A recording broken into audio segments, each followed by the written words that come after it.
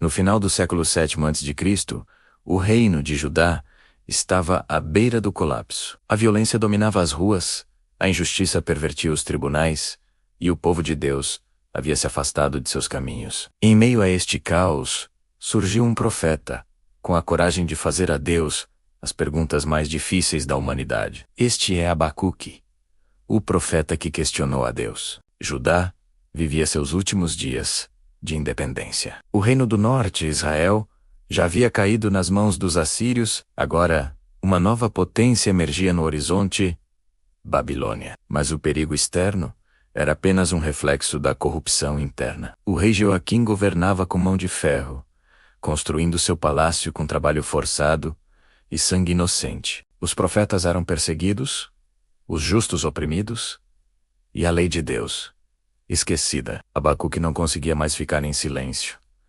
Dia após dia, ele testemunhava as injustiças. Noite após noite, clamava a Deus. E finalmente, ousou fazer a pergunta que atormentava sua alma. Vendo juízes corruptos, comerciantes desonestos e soldados violentos, ele gritou: Até quando, Senhor? Clamarei por socorro, sem que tu me ouças.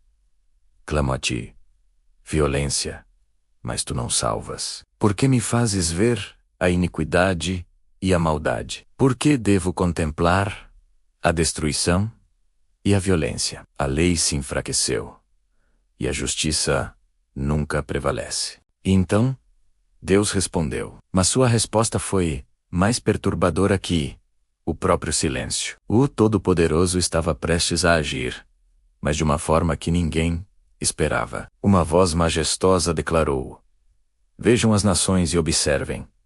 Fiquem atônitos e maravilhados, porque farei em seus dias algo em que vocês não acreditariam, ainda que lhes fosse contado. Estou levantando os babilônios, aquele povo cruel e impetuoso, que marcha por toda a extensão da terra para se apossar de moradas que não lhe pertencem.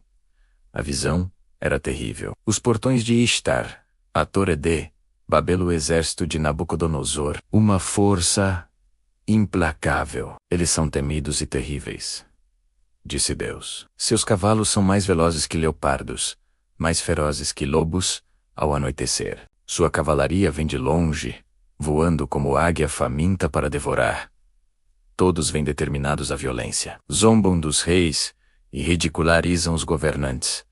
Deus usaria uma nação ainda mais ímpia, mais violenta, mais cruel que Judá, para executar seu julgamento. Abacuque, chocado, caiu de joelhos. O profeta ficou em profundo conflito. Como poderia o Deus Santo, o Deus Justo, usar instrumentos tão perversos? Como a luz poderia usar as trevas? A resposta divina gerou uma pergunta ainda mais profunda. Ele clamou novamente: Senhor meu Deus, tu não és desde a eternidade? Tu, rocha minha, os colocaste para castigar. Mas os teus olhos são tão puros que não podem contemplar o mal. Por que então toleras os traiçoeiros? Por que ficas calado enquanto os ímpios devoram os que são mais justos do que eles? Tu fizeste os homens como os peixes do mar. O inimigo os apanha todos com anzol, prende-os em sua rede, e então se alegra e exulta. Mas Abacuque não desistiu. Ele fez algo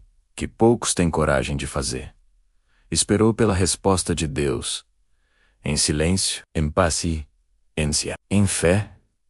Ele subiu à sua torre de vigia e declarou: Ficarei no meu posto de sentinela e me colocarei sobre a muralha. Aguardarei para ver o que ele me dirá e que resposta darei a essa reclamação. Horas se passaram. O dia virou noite e Abacuque esperou. E então o céu se abriu novamente. A voz divina ecoou: Escreve a visão. Grava menos a em tábuas de barro, para que nela se possa correr, porque a visão ainda está para cumprir-se no tempo determinado, mas se apressa para o fim e não falhará. Embora demore, espera-a, porque certamente virá e não tardará. E então veio a revelação que mudaria o curso da história humana. Uma frase que ecoaria por milênios: Eis que aquele cuja alma não é reta se enche de orgulho, mas o justo viverá pela sua fé.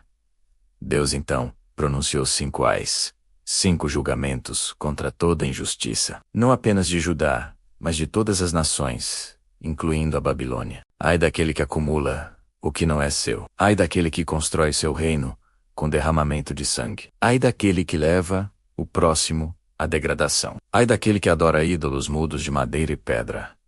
Ai daquele que oprime os indefesos. O julgamento viria sobre todos. Transformado pela visão de Deus, Abacuque não clamou mais em desespero, mas em adoração. Sua oração se tornou um dos mais belos poemas das Escrituras.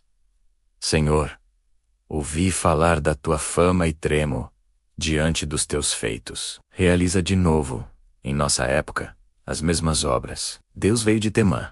O Santo veio do Monte Parã. A sua glória cobriu os céus, e o seu louvor encheu a terra. O seu esplendor era como o da luz. Ele parou e fez a terra tremer. Com um olhar, fez as nações estremecerem. Eu vi o mar vermelho, e ele fugiu. O Jordão se dividiu. O sol e a lua pararam no céu. Com ira marchaste pela terra, e com furor pisaste as nações.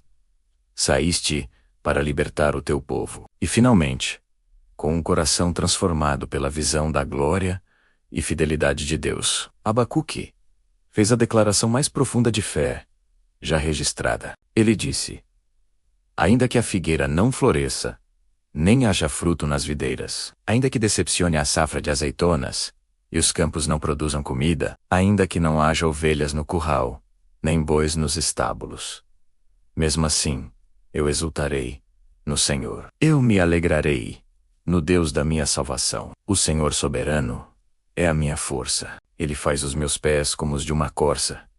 Ele me capacita a andar em lugares altos. Abacuque aprendeu que a fé não é a ausência de perguntas, mas a confiança no meio delas. Não é negar a realidade, mas enxergar além dela. É saber que mesmo quando tudo desmorona, Deus permanece no controle, porque o justo, em todas as épocas e circunstâncias, viverá pela fé. Obrigado por assistir. Se esta mensagem tocou seu coração, não se esqueça de se inscrever e compartilhar.